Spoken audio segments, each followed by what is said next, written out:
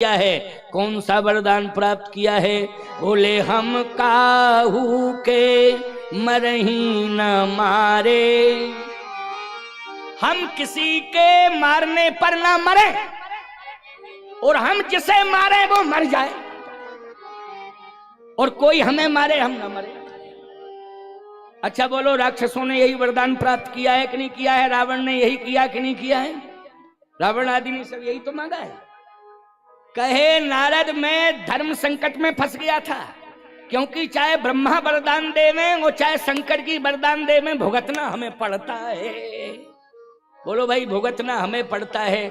अच्छा सही बताओ, घर के लोग कोई नुकसान कर रहे हैं तो सही बताओ, मालिक को हर जाना भुगतना पड़ता है कि नहीं? घर के मुखिया को, घर का कोई भी व्यक्ति नुकसान करे लेकिन मालिक को भुगतना पड़ता है कि नहीं भुगतना पड़ता? अच्छा, घर का कोई व्यक्ति किसी को अनर्गल बोले तो उसका खामियाजा मालिक को भुगतना पड़ता। हाथ कौन जोड़ता है? बोलो। अरे भैया वो ऐसा ही है, हमारे घर का थोड़ा हाथ जोड़ रहे, जरा समझा करो आप, हम तो हाथ जोड़ रहे हैं। तो संभालता कौन है? संभालता है घर का मालिक, घर का मुखिया संभालता है। इसलिए मैं कहता हूं कि कभी भी किसी को वचन दो तो पहले सोच लो, वचन दो तो सोच लो, कहीं ऐसा तो नहीं है कि हम वचन पूरा ना कर पावे तो हमारे घर का मुखिया धर्म संकट में फंस जावे। कि ऐसा हमारे खानदान में पैदा हुआ कि अपने मन से बोल देता है मैं ऐसा करूंगा वैसा करूंगा, लेकिन उसका खामियाजा मुझे भुगतना पड़ता है। एक बार क्या हुआ, ये महिलाओं की एक आदत है कि अभी गर्मी आ गई है, अब गर्मी में गांव-गांव में ज्यादा से ज्यादा झगड़ा पानी पर होगा। क्यों पानी पर? क्यों होगा कि नहीं? क्योंकि गर्मी में भीषण संकट जल का आ जाता है, और ये सवेरे 3 बजे 2 बजे ही पहुंच जाती हैं जहां जल का प्रबंध होता है। बोलो, साधन लेकर के रात को 1 बजे 2 बजे ही बैठ जाती हो, पहुंच जाती हो। नहीं पहुंचती हो तो अपना घड़ा तो रख के घर चली आती हो कि नंबर से घड़ा लगा है मेरा। अब हिम्मत किसकी है कि वो घड़ा उठावे? घड़ा रखाती है कि चलो हमारा घड़ा नंबर पे लग गया। अच्छा, घड़े में भी पहचान बना देती हैं ये, क्योंकि घड़ा ही लड़े को घड़ा ही घड़ा आपस में लड़ मरे, इसलिए पहचान बना देती हो। लेकिन एक जगह क्या हुआ कि एक महिला नल चलावे और घड़ा ना भरे, घड़ा ही नहीं भरे। तो दूसरी महिला बोली, एक बात बताओ, इतनी देर हो गई, अंधेरा था, सुबह की टाइम बात थी, रात्रि की बात थी। कहे क्या बात है, तेरा घड़ा नहीं भर रहा? अब क्या भरे घड़ा? घड़ा था उल्टा, ओंधा रखा हुआ था उल्टा घड़ा, और चलावे नल। अच्छा एक बात बताओ, उल्टा घड़ा हो और नल चले, जिंदगी भर चलाओ, घड़े को भरना है क्या है? अब उसने कहा दिमाग खराब है, बात क्या है? तो जरा गौर से देखा, कहा तेरी बुद्धि खराब है क्या? ये सीधा घड़ा कर, उल्टा घड़ा किए है। तो बगल वाली बोली उल्टी बुद्धि की है इसलिए उल्टा घड़ा किए, बुद्धि उल्टी है इसकी, तभी तो उल्टा घड़ा रख दिया। उसने कहा सीधा रख, चलो सीधा घड़ा रख दिया गया। अब क्या बताएं, देर ज्यादा हो गई तो एक महिला बोली थोड़ा हमें आधा ही घड़ा ले लेने दे पानी, क्योंकि हमें जल्दी जाना है। उसने कहा नहीं नहीं, हमारा नंबर है और इसने विलंब कर लिया है, तो अब हम एक घड़ा और लेके आई हैं, अब 2 घड़ा भरेंगी। पहले का घड़ा रखा है और दूसरा और लाई है, 2 भरेंगी, क्योंकि इसने पूरा टाइम मेरा खराब कर दिया है। अब आपस में झगड़ा हुआ, इतना झगड़ा हुआ, इतना झगड़ा हुआ कि झगड़ा सुन करके पति आ गया सामने। जैसे ही पति सामने आया और वो दोनों आपस में झगड़ा कर रही थी, अब पति ने बेचारे ने अच्छाई ये की कि अपनी पत्नी का हाथ पकड़ा। उसने अपनी पत्नी का हाथ पकड़ा, उसने कहा अरे मत लड़ मत लड़ मत लड़, पानी के पीछे क्यों गांव का व्यवहार खराब करती है, और उसने अपनी पत्नी को खींचा। लेकिन जो दूसरी महिला थी उसका पति था गमार, वो लाठी लेके आया, तो जो अपनी पत्नी को खींच रहा था उसने एक लाठी मार दी खींच करके, वो गमार था। अब जैसे ही लाठी मारी तो कहता है भैया कोई बात नहीं है, सजा मुझे मिल गई, अब आप मान जाओ, हमने सह ली, मेरी पत्नी ने गलती की, आपने मुझे, देखो इंसान में इंसानियत होती है और भल मनसाहत होती है, तो बोलो ऐसे ही बोलता है कि नहीं बोलता? उसने कहा कोई बात नहीं, गलती तो मेरी पत्नी की है, तुमने अगर लाठी भी मार ली है तो हमने सह लिया है, लेकिन अब शांत रहो। झगड़ा शांत हो गया साहब। जब उसने लाठी खाने के बाद हाथ जोड़े तो झगड़ा शांत। इसलिए कहता हूं समझदारी से संघर्ष रुक सकता है और बेवकूफी से संघर्ष बढ़ सकता है। बोलो, थोड़ी सी समझदारी अगर जीवन में आ जाए तो संघर्ष विराम ले लेगा, और जरा सी बेवकूफी अगर बढ़ जाए तो संघर्ष जो है विराम किया हुआ चलने लगता है, संघर्ष बढ़ने लगता है प्यारे। इसलिए समझदारी का परिचय दो। अब लोगों ने कहा अस्पताल ले चलो, अस्पताल ले चलो, अस्पताल ले चलो। अस्पताल ले जाया गया, पत्नी भी साथ में गई। डॉक्टर ने कहा गहरा घाव है, पहले तो इसको साफ करके हम टांके लगाएंगे। तो डॉक्टर साफ करने लगा और टांके लगाने लगा। तो उसने कहा डॉक्टर साहब टांके मत लगाओ। क्यों? पत्नी के बोल के कारण मेरी खोपड़ी फटी है, और ये बोलेगी तो ये टांके किसी काम के नहीं है, कल फिर खुल जाएंगे। इसके मुंह में टांके लगा दो। अगर इसके मुंह में टांके आप लगा दोगे तो ये हमारी खोपड़ी हमेशा हमेशा के लिए सुरक्षित रहेगी। तो देखो, ज्यादा बोलना नहीं चाहिए अनावश्यक रूप से, क्योंकि झगड़े बढ़ने लगते हैं। आज देखा आपने, नारद जी बोले, भगवान ने कहा नारद तुम बोले। नारद जी बोले ज्यादा बोल गया, मुझे श्राप नहीं देना चाहिए था, लेकिन मेरी भूल हो गई, मैंने आपको श्राप दे दिया। भगवान ने कहा नहीं नहीं नारद, तुम जो ज्यादा बोले हो, जो श्राप दिया, उसमें भी मेरी इच्छा थी। क्यों? ऐसा वरदान मांगा राक्षस ने, ऐसा वरदान मांगा, ऐसा वरदान मांगा, और देने वाले ने दे दिया। अरे ब्रह्मा ने भी नहीं सोचा है और ब्रह्मा ने दे डाला। लेकिन क्या करें, अब हमको खामियाजा भुगतना पड़ेगा, मैं भुगतूंगा। लेकिन ब्रह्मा आखिर अपना ही तो है, इसलिए कह दिया तो कह दिया। और क्या वरदान मांगा था रावण ने? हम काहू के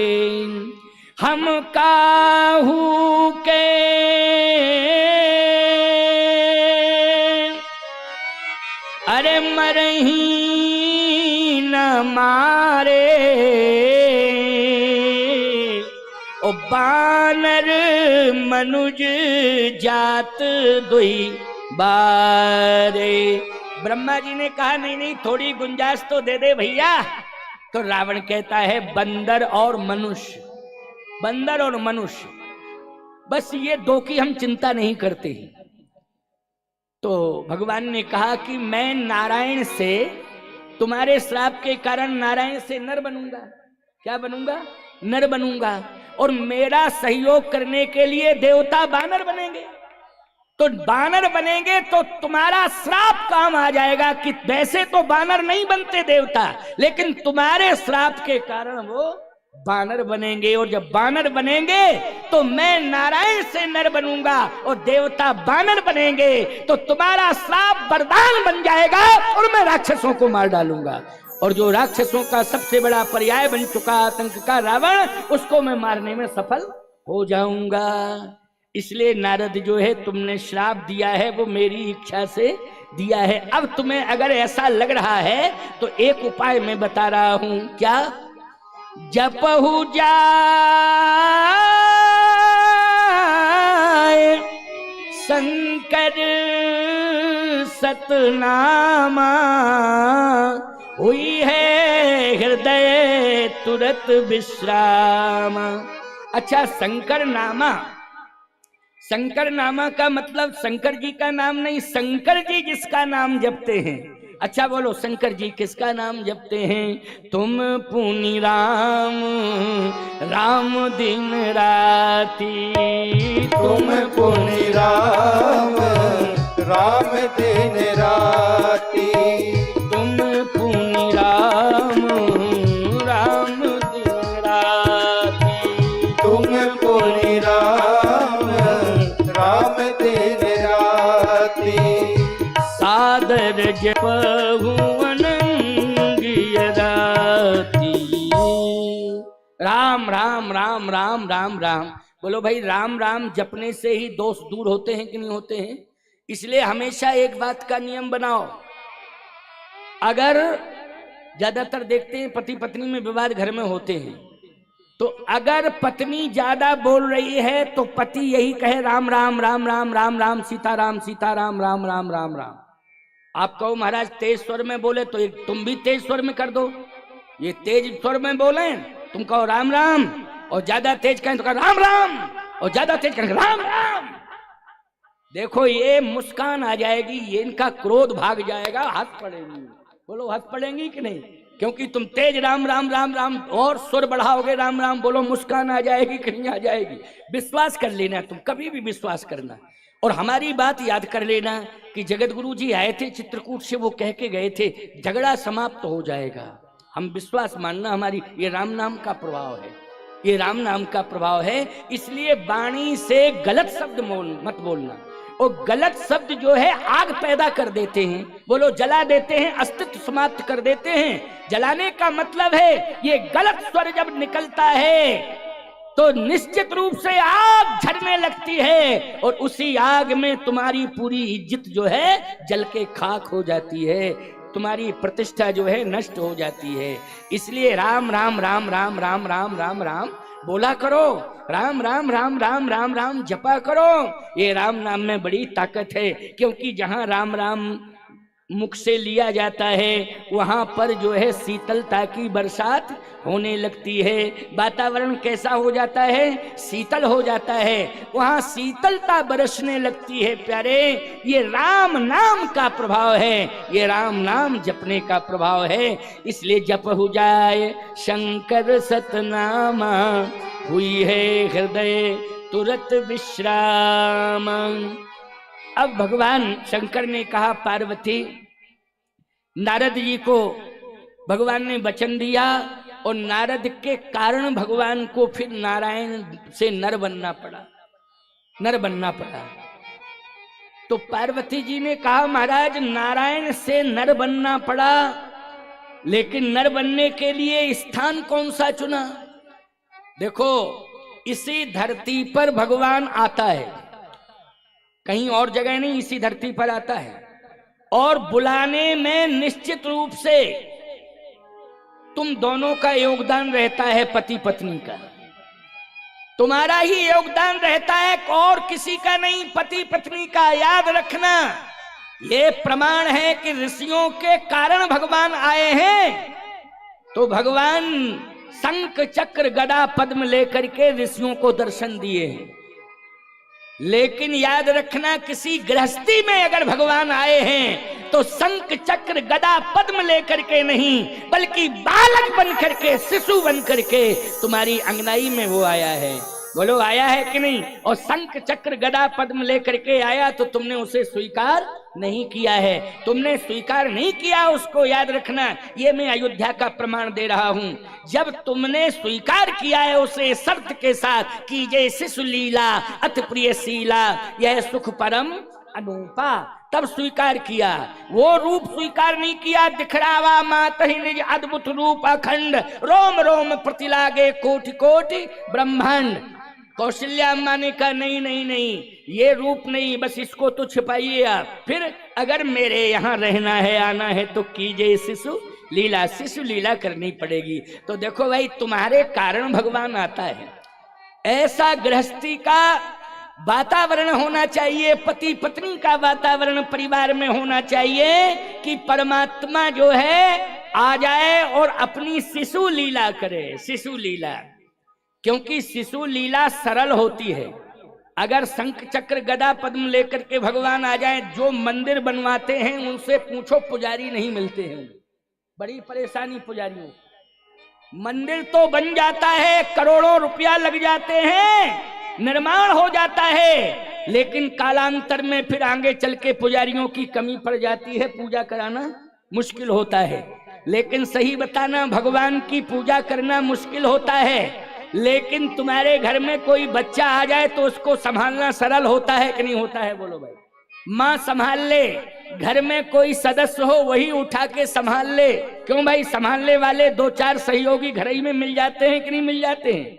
इसलिए आज महारानी कौशल्या ने कहा है कि आपको इस शंख चक्र गदा पद्म के भेष में मैं नहीं संभाल पाऊंगी, यदि आना चाहते हो तो शिशु बन करके आओ, मैं संभाल लूंगी। ये है संभालने का स्वरूप। शिशु को संभालने के लिए सभी तैयार हो जाते हैं, लेकिन वो आएगा कैसे? अब सुनिए जरा इस बात को। शर्त है उसकी। क्या शर्त है? विप्रधेनु सुर संत हित, लीन मनुज अवतार। विप्र धैन सुर संत। जिस घर में संत का सम्मान होता हो, याद रखना, जिस घर में संत का सम्मान होता हो। साधु संत जिस घर में नहीं आते हैं वो घर घर नहीं है। अरे मेहमान तो सभी के घरों में आते हैं, उनकी गरज है मेहमानों की, क्योंकि तुम्हारा रिश्ता है, नाता है, एक दूसरे में जाना आना पड़ेगा। और नहीं आओगे जाओगे तो तुम्हारे यहाँ कौन आएगा? शादी संबंध तमाम बेटा बेटियों के निभाने हैं, करने हैं, तो बोलो रिश्तेदारी निभाना पड़ेगा कि नहीं? गरज है तुम्हारी, निभाना पड़ेगा। लेकिन रिश्तेदार आ जाएं, मेहमान आ जाएं तो ये विशेषता नहीं है घरों में। साधु संत महात्माओं के चरण पड़ जाएं, ये विशेषता है। आपको मालूम होना चाहिए, एक दादू महात्मा हुए हैं। दादू पंथ चला है ना, एक दादू महात्मा। वो महात्मा दादू जी ऐसे हुए हैं कि वो जब तक साधु नहीं आ जाता था और जलपान भोजन नहीं करा देते थे, तब तक जल ग्रहण नहीं करते दादू जी। एक दिन संत नहीं आए, दादू ने जल ही ग्रहण नहीं किया, तब भगवान को साधु का भेष बना करके आना पड़ा और दादू के हाथ से जलपान करना पड़ा। अंत में दादू को भगवान का दर्शन हो गया। प्यारे, भगवान का दर्शन हो गया। भक्तमाल की कथा है। भगवान को स्वयं, क्योंकि साधु नहीं आए, कहीं यज्ञ हो रहा था, 5121 कुंडी वहीं चले गए, सब साधु चले गए। अब दादू ने कहा कोई आ ही नहीं रहा है, कहे यज्ञ में सब चले गए हैं। भगवान ने कहा चलो हम तुम्हारे यहाँ आ रहे हैं, साधु बन करके आ रहे हैं। तो भगवान किस भेष में आए? दादू के यहाँ साधु के भेष में आए। तब कलम चल गई, बोले दादू धुनिया जात को, दादू धुनिया जात को 19 दिन धुनत कपास, और जा दिन संत न आवे ता दिन करत उपास। जिस दिन संत नहीं आते थे उस दिन कुछ भी ग्रहण नहीं करता था दादू। इसलिए साधु किसी जाति का परहेज नहीं करता है कि हम इस जाति में जाएंगे, इस जाति में नहीं जाएंगे। वो साधु नहीं है, याद रखना। साधु तो सबका होता है, सबके यहाँ जाता है। बोलो होता है। भगवान और साधु दो ही ऐसे होते हैं जो सभी के यहाँ जाते हैं और सभी के सत्कार को स्वीकार करते हैं। यह है भगवान की और साधु की विशेषता। इसलिए दादू के घर में भगवान को आना पड़ा संत बनके, और दादू के हाथ से पाना पड़ा, तब दादू ने अन्न जल ग्रहण किया। इसलिए ध्यान रखना, जेवत संत हरिहर करें, धन पुरुषन के भाग, तिनके ग्रह पावन भये, संत पधारे आए। इसलिए घर पवित्र हो जाता है साधुओं के आगमन से। तुम्हारा गांव पवित्र हो रहा है, संत आ गए हैं, अभी तो और संत आते जाएंगे। बोलो तुम्हारे गांव की भूमि पवित्र हो गई कि नहीं हो गई? याद रखना, यज्ञ भगवान और संत भगवान सभी आ रहे हैं। इससे बड़े सौभाग्य की बात और क्या हो सकती है? तो जाओ नारद, तुम्हारा ये श्राप मेरे लिए वरदान बन गया है। अब निश्चित रूप से देवता जो है देव से वानर बनेंगे और हम नारायण से नर बनेंगे और उस राक्षस का वध करेंगे। परित्राणाय साधूनां विनाशाय